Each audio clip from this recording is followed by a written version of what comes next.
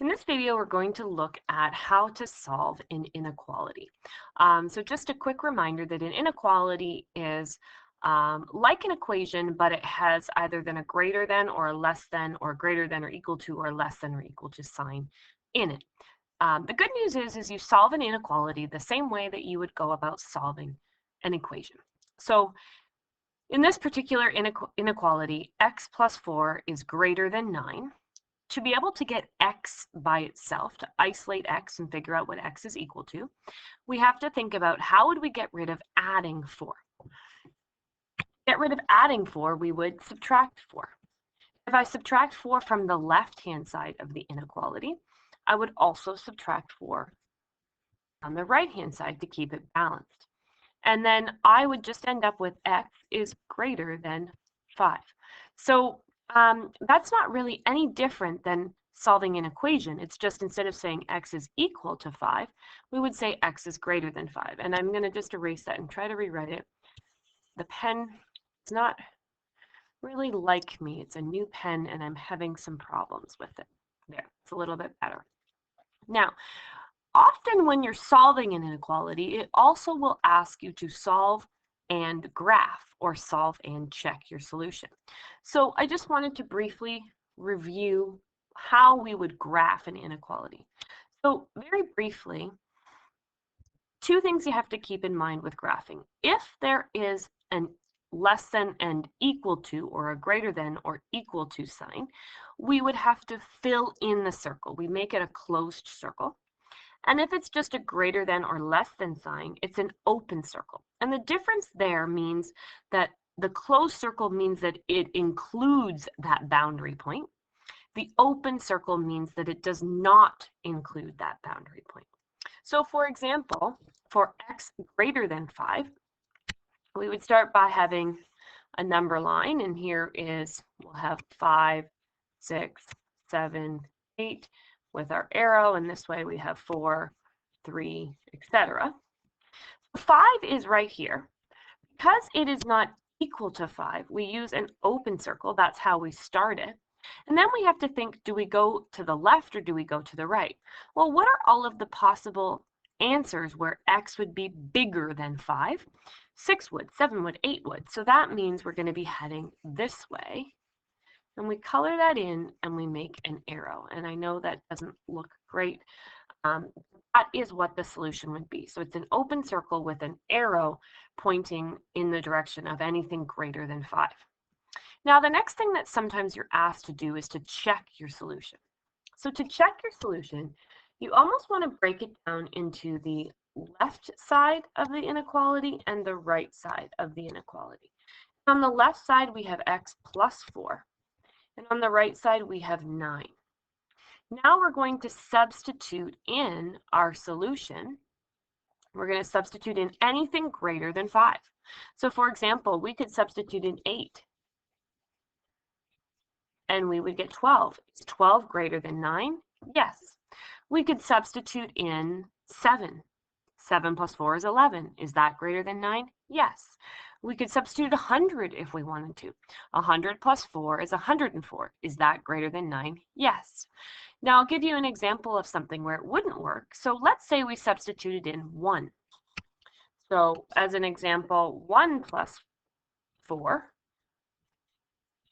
is 5. Is 5 greater than 9? No. So there's an example where it wouldn't work. So that's a way that you can check your answer. You can just substitute in numbers that are either greater or less than to see if it works. So let's look at another example.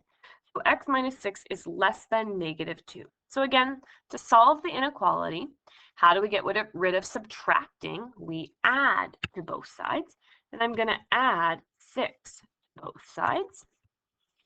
In this case, I have integers, but that doesn't matter. So when I add 6 to the left-hand side, I'm left with x. And when I add 6 to the right-hand side, I have 4. So this solution is x is less than 4. Again, if I wanted to check that, I could just test out a point. What's a point that's less than 4? 0, as an example. 0 minus 6 is negative 6. Is negative 6 less than negative 2? Yes, so I know I'm right. Now, if I wanted to graph this, Again, I can set up a number line.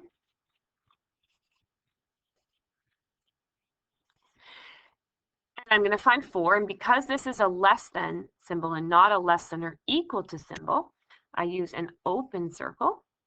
And then I ask myself, what points are less than 4?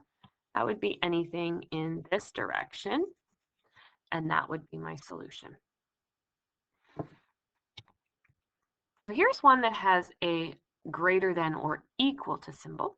It won't change how you solve the inequality. So just to solve the inequality, you're going to, how do we get rid of subtracting 4? We add 4 to both sides.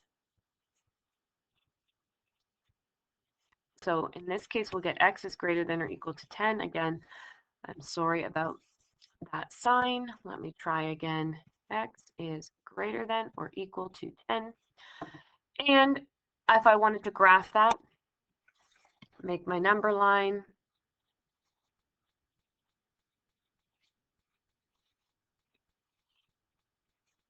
Anything greater than or equal to. So in this case, I am going to use a closed circle. And then greater than or equal to 10 is anything in that direction. That would be what my graph would look like.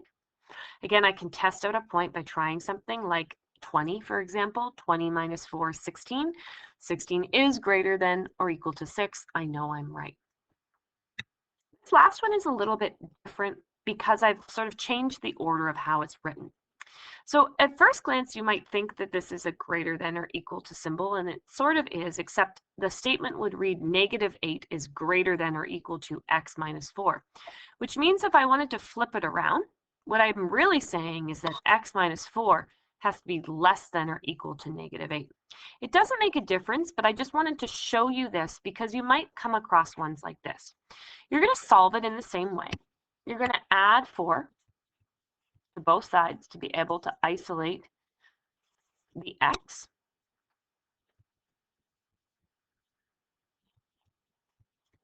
And on this side, you'll get -4.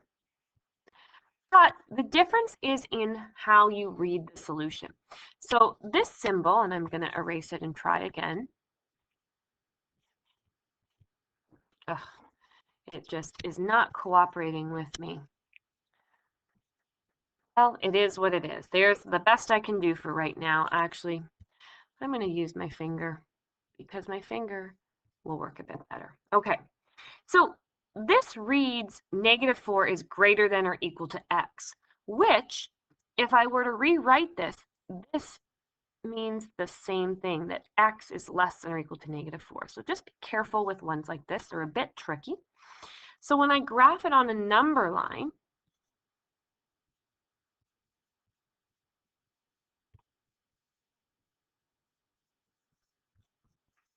first of all, it includes the boundary point because it has the equal to symbol.